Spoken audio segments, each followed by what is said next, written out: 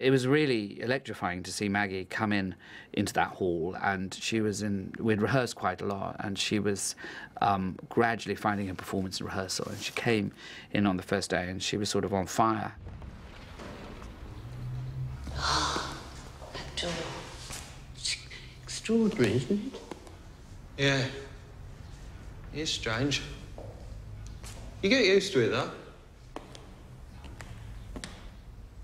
And I remained on fire throughout the shooting schedule, which was very intense. There was a lot for her to learn, because all the voiceover was learnt. I mean, there's quite a lot of voiceover. Normally in films, you shoot the scene and then you do the voiceover in post-production. But Maggie learned everything, and that's why I think that you can't tell when it shifts from her on camera to when she's talking over the flashbacks, because there is no difference. It was all shot on camera. It was all done as live performance, as it were, on the day, and not then re-recorded in a studio with her reading the lines. And it's one of the largest parts she will have learnt for a long time, Maggie, and it was a huge challenge for her, and she rose to it with glee, and she sort of seized it and shook it, and that was great to see. I'd worked with Stephen. Actually, I can't remember when it was. I did a play that he wrote at the National Theatre, and I think he'd wanted me to do something else. And anyway, he sent me the script, and I just thought it was terrific. So that's how I got involved, quite straightforward. I was sent the script, and I read it, and I really was, I was riveted by it. I just thought it was a mixture of all sorts of things, but really good. What we see is not her taking on the millionaire, that is Elliot's father, but this dangerous hanger-on, this guy that's both a gossip and a help to the powerful, who smells in the young Mary, Maggie's character, the young Mary played so brilliantly by Ruth Wilson, that he senses, Greville, played by David Walliams, the future, the sort of the emerging youth, the lack of respect for the elders, a more open mind about all sorts of things, a more rebellious streak. He senses, if you like, the 60s on this young woman, and when she won't either be his lover or be his friend, he destroys her, because he's drawn to her, as one often is, by somebody that's one's opposite, and maybe a critical opposite. You think, if I can befriend this person, I'm somehow all right. I can make the future safe for me because this person likes me, and they're the future. And that's what happens in the darkness of the 50s story. And really, there's a kind of metaphor going on between the established order, represented by Greville White, to sort of new revolutionary thinking, represented by young Mary. And the established order wanted to stamp on people with fresh ideas, and that's what kind of Greville does to Mary, tries to control her, and when he can't control her, he tries to destroy her. But the thing is, when you're playing that, you can't really think about the metaphor, because it would become some dry intellectual enterprise as an acting job if you were doing that. You have to play it as two people, you know, in this real situation, and hopefully let the audience kind of think for themselves of what the greater meanings are. Because it sort of goes back to almost where I started in my career, about that date, I found it really interesting that it's sort of a young person starting out with huge hope, and I mean, everything, the possibilities are enormous in life, and it's all just so exciting.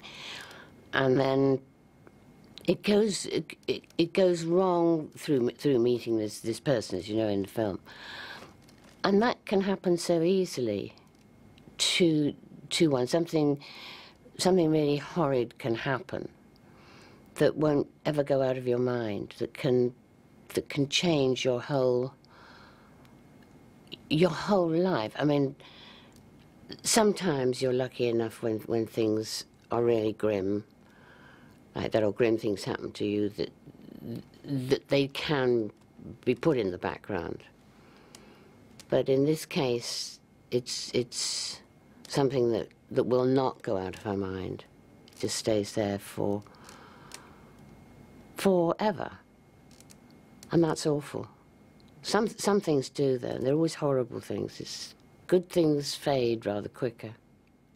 It's that power relationship between these two individuals, very strong characters and very determined and ambitious and successful, sort of battling it out against each other. And it's kind of a discussion of the period of 50s to 60s and that wave of change, but also the power relationship between women and men as well. So it's a really interesting dynamic and fascinating thing to play.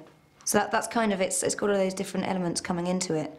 I think the 50s and 60s are such a marvellous time, and the dramatic change from 50s to 60s is huge. So it's not only in fashion terms, but in sexual liberation and the politics of the time.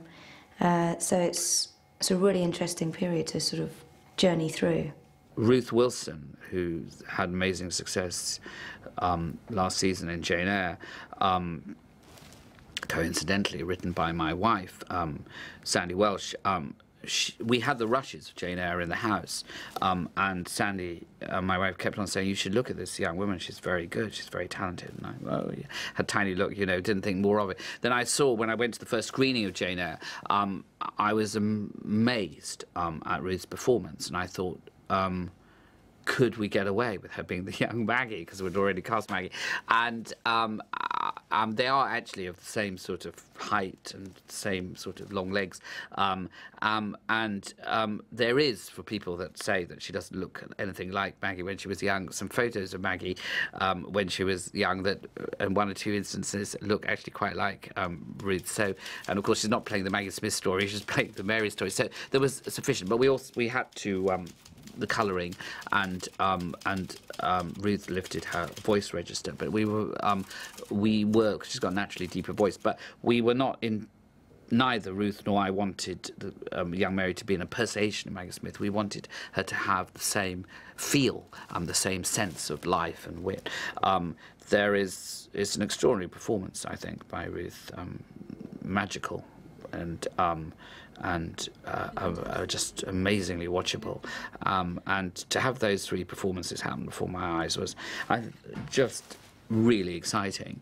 And because it'd been a very tough shoot, you know, as all shoots now are tough because of time, it was like a present for having gone on this journey to suddenly hit these actors on fire, because we did those scenes last. It was really, really exciting to watch that happen. When I first read the script, I was totally intrigued by it, because a lot of Stephen's work, there's not huge events that take place, but the characters go through such huge journeys. And especially Mary's character, she makes huge leaps. She's from a very confident, young, successful girl who then gets sort of undermined by this male, this individual, and it's a sort of power struggle between these two characters, and they're incredibly strong-willed. So it's a really lovely part to play, because she goes through defeat as well as success. So it was, when I read it, even as I said, there wasn't huge events happening in it, but huge journeys to make and leaps for the character to make. The fact that she meets somebody who poisons her mind, you know, who tells her things that will not go from her head, well, they wouldn't go from anybody's head, you know, really. And he's a kind of mysterious character in the piece, and I don't know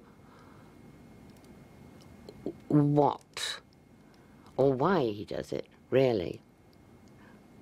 But these things happen, this sort of poison that can, and always when you're very young. I mean, I remember some things that were said to me when I was the age that I am when this starts, when Ruth is doing it, and I still remember them and wish I hadn't been told them. And there are sometimes things that you see that you wish you'd never seen, particularly like where this is placed, the memories in this. He opens up the door to her. He allows her in. And what follows is, I think, a very, very sad story about how somebody was manipulated